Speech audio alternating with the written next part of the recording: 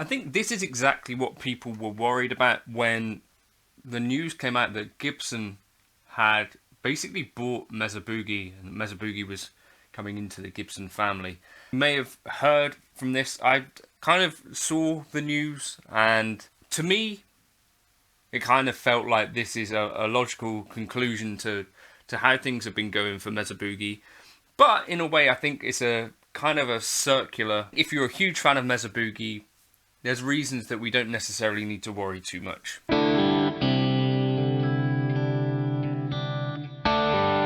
This channel is supported by TrueFire. TrueFire is an online library of lessons from some of my favourite players. There's thousands of lessons on there. You can use the promo code JNC40 to get 40% off of any of their courses.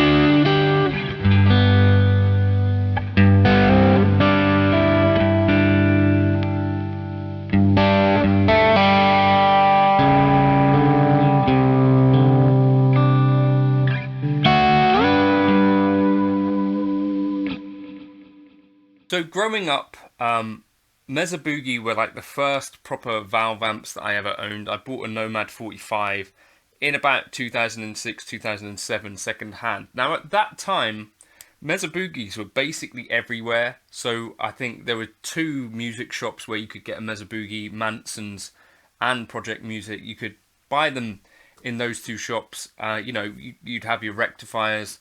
I can even remember that when the Mark V came out, they had those in Project Music. The thing seems to be that really Mesa Boogie took quite a big hit, in my opinion, from the modelling world. It just seems that if you're going to be using an amp these days, probably you're going to be using pedals and probably you're going to be using a clean amp. One of the main kind of name users that are still using Mesa Boogie amps, Andy Timmons, famous for using the Lone Star. Even he these days is only using the clean channel and then pedals for reasons of reliability, supposedly, because once the effects loop goes, it kind of ruined his ability to actually gig the thing. I think in some cases it kind of disputes around this online. So if you watch Sonic Audio, he talks about the reliability issues of Mesas being down to some choices that are made. But in my experience, Mesas have been way more reliable than actual Fenders, so it's a bit of an odd one for me. Let me know your experiences in the comments. For me, what I found is that Mesas have been really reliable. I think the thing is that when there is an issue, it can be fairly catastrophic and fairly difficult to diagnose. So there's not been any comment from Randall Smith yet. There has been a comment from Gibson and from Doug West at Mesa Boogie.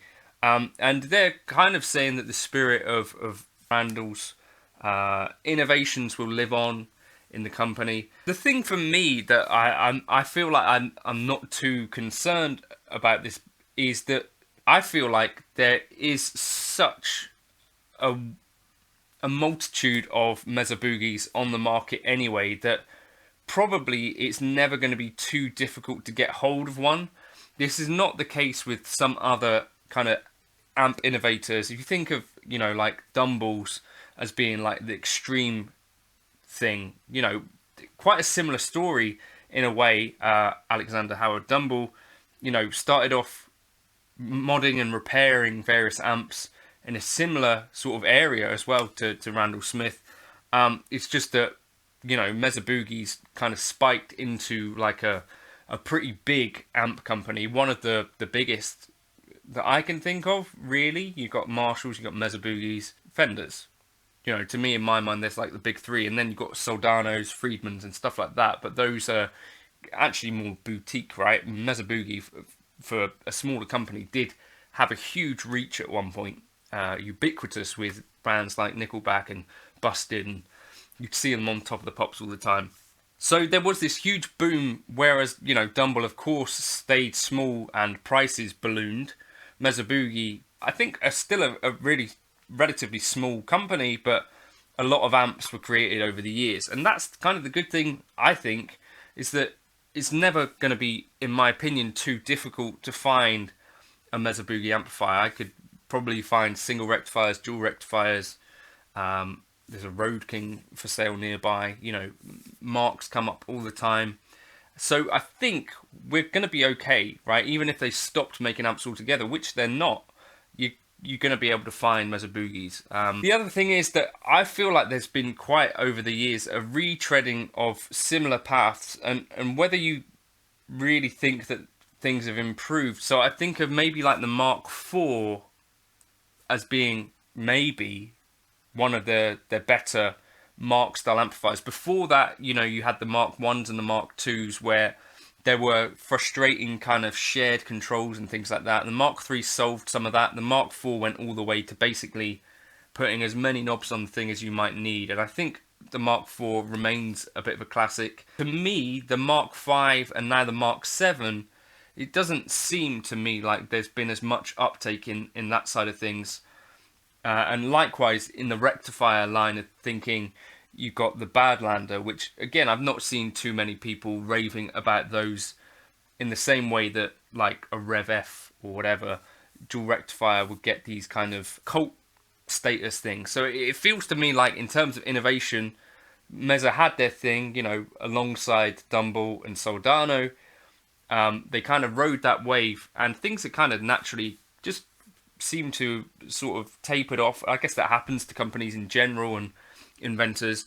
And, at this point, with Randall Smith being 78, I think it could have been expected, right? And it's not necessarily hugely surprising. I think the word fired has been thrown around. I'm not sure if that is been confirmed. If it would feel awfully disrespectful if that was the case.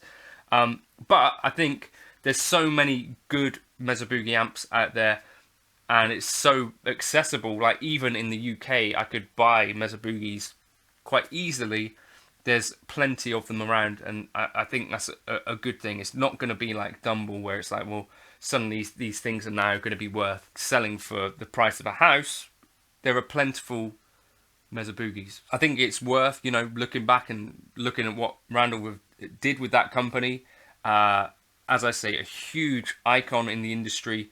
Really important innovations. I have two Mesa Boogie products still. I have a Mesa Boogie EV open back cab from the 80s, and I have their Mesa Boogie bottle rocket. I don't own any amps of theirs anymore. And yeah, I think it's just a thing where these things seem to fall out of fashion somewhat. There was one stage where I had, this dream of owning every Mesa Boogie mark that they'd made. And I've owned a few of them. I owned the 1, a bunch of 3s, Mark 5 25. But it's just one of those things where it's like, actually, these things all sound very much within the Mesa Boogie voicing. And so I don't need to own all of them. And yeah, just an interesting thing. So I think it is definitely the end of an era. And for me, the Mesa Boogie era I took it as ending when they stopped building amps for a long period for anywhere outside the US market. And I think that was a real sign that actually the amp market has shrunk back down again. So there was this huge explosion, a shrinking back down, and to this point now where I feel like the Mesa Boogie is a pretty boutique brand again, where it's more like back in the early days where it was, you know, a mail order company. Kind of really interesting history with Mesa Boogie, and it's awesome that they're still around, still building amps, and I think still some of the people that were there from the very beginning. There was a chap who worked in their play testing that I spoke with on Instagram a few years ago, a few months ago, and he'd been in there from, you know, very early on. Still some of the same guys working there, so that's the spirit of the company. I think is still very much there. It'd be interesting to see if they continue to innovate new amplifiers and stuff without Mr. Smith, but I do think it is the end of an era, and the heyday for Mesa Boogie, I think, has definitely passed by this point. Let me know your thoughts in the comments, and let me know your favourite Mesa Boogie amps. I think for me, the Lone Star is their number one. And I was actually using a Helix preset of the Lone Star in the introduction there. If you're, you know, feeling blasphemous, jump into the Gumroad folder and grab the Lone Star preset. Cheers. It's called